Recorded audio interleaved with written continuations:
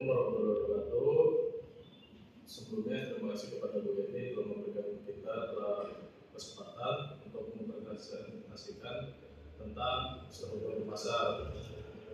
Pertama kita kenali dari sebelah kanan saya yaitu sebelah penyelesaian sebagai materi, saya Nurul Rumah sebagai materi. Saya sendiri dan saya sebagai moderator dan pembaca materi. Saya Muhammad Hasim Judi sebagai pembaca materi. Di sini ada pasar persaingan monopolistik. Pasar persaingan monopolistik adalah salah satu bentuk struktur pasar di mana terdapat banyak produsen dan konsumen. Tetapi produk yang dijual adalah oleh produsen memiliki ciri khas atau perbedaan yang membedakan satu sama lain. Dalam pasar ini setiap produsen menghasilkan produk yang dianggap berbeda dalam hal kualitas, desain, ciri rasa, atau pelayanan, sehingga produk-produk tersebut dapat dianggap sebagai substitusi yang dekat tetapi tidak sempurna. Sedangkan penentuan harga atau output dalam persaingan monopolistik seperti tampak dari nama persaingan monopolistik mengandung unsur monopoli dan persaingan sempurna. Aspek monopoli itu terdiri dari persaingan monopolistik ditelah dalam jangka pendek. Pada gambar tersebut dengan kurva permintaan D1 dan kurva penerimaan marginal M1, maka output optimum T1 akan diperoleh pada titik di mana M1 sama dengan MC. Di sini laba monopoli jangka pendek yang diterima adalah sama dengan T1 MMAC 1 laba tersebut. Mungkin sebagai hasil mengenal suatu produk baru atau karena adanya permintaan yang sangat tertinggi. Namun demikian, sejalan dengan waktu persaingan akan terangsang oleh adanya laba monopoli jangka pendek ini dan banyak perusahaan-perusahaan baru yang akan memasuki industri tersebut. Oleh karena itu, aspek persaingan dari persaingan monopolistik ini akan tampak dalam jangka panjang. Jika semakin banyak perusahaan yang masuk ke industri tersebut dan menawarkan barang pengganti dengan sangat dekat tetapi tidak sempurna, maka pangsa pasar market share dari mula-mula akan menurun. Ini berarti bahwa pemerintah perusahaan dan penerimaan marginal MR maka bergeser ke kiri seperti D2 dan MR2. Dalam gambar 1 output optimal perusahaan tersebut di mana MR2 sama MC bergeser menjadi Q2 dan harga P2 sama dengan MC2, maka laba ekonomis menjadi 0. Jika barang pengganti yang ditawarkan persis sama tidak hanya mendekati sama, maka dengan adanya perusahaan pendatang baru D2 akan lebih mendekati horizontal dan keadaan persaingan sempurna D3 dengan P3 dan Q3 akan terjadi. Oligopoli. Di sini pasar oligopoli adalah pasar di mana hanya beberapa perusahaan besar atau pemain dominan yang mengendalikan sebagian besar penawaran produk atau jasa tertentu. Nah, ini berarti bahwa pasar tersebut didominasi oleh beberapa pemain utama yang memiliki kekuatan pasar yang signifikan. Selanjutnya ada terbentuknya kartel.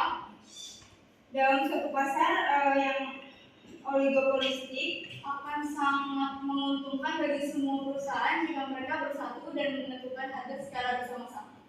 Sehingga bisa memaksimalkan laba industri secara keseluruhan. Perusahaan-perusahaan tersebut bisa mengadakan suatu persetujuan untuk menentukan harga sama seperti yang dilakukan monopolis.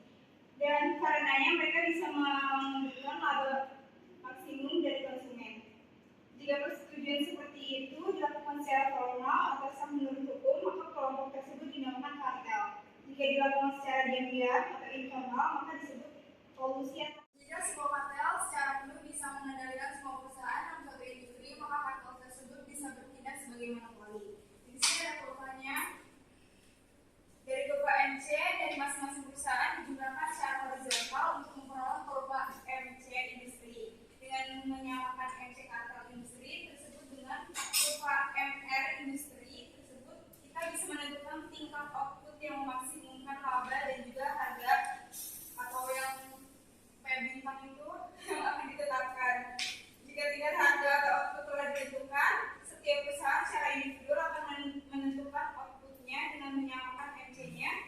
dengan tingkat MC industri yang menghasilkan laba maksimum tersebut.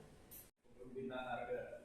Cara dalam mengurangi ketidakpastian oligopoli adalah melalui kepemimpinan harga, price leadership. Pemimpinan harga akan terjadi jika sebuah perusahaan akan menetapkan dirinya sebagai pemimpin suatu industri dan semua perusahaan industri tersebut menerima kebijaksanaan harga yang ditetapkan perusahaan tersebut. Kepemimpinan ini bisa lahir karena ukuran dan kekuatan perusahaan pemimpin tersebut, atau karena adanya efisiensi biaya, atau karena kemampuan perusahaan pemimpin tersebut untuk meramalkan keadaan pasar dan menentukan harga yang bisa dihasilkan laba yang memuaskan sebuah perusahaan dalam industri tersebut. Pembinaan terpadu. Teori pembinaan terpadu ini menggambarkan pola perilaku di mana perusahaan-perusahaan saingan dianggap akan mengikuti setiap penjualan harga untuk memelihara masa pasar. Mereka masing-masing sebagai akibat dari terpatahnya permintaan tersebut adalah terputusnya kurva MR. Jika perusahaan itu menurunkan harga, maka perusahaan-perusahaan saingannya akan membalas dengan menurunkan harga mereka pula. Oleh karena itu, jika hasil dari suatu penurunan harga secara relatif hanya sedikit sekali bisa meningkatkan penjualan, berarti kurva permintaan yang lebih kaitan dengan penurunan harga tersebut sangat tidak elastis. Di lain pihak, kenaikan harga akan mengakibatkan penurunan kualitas yang diminta cukup besar dan menurunkan daya.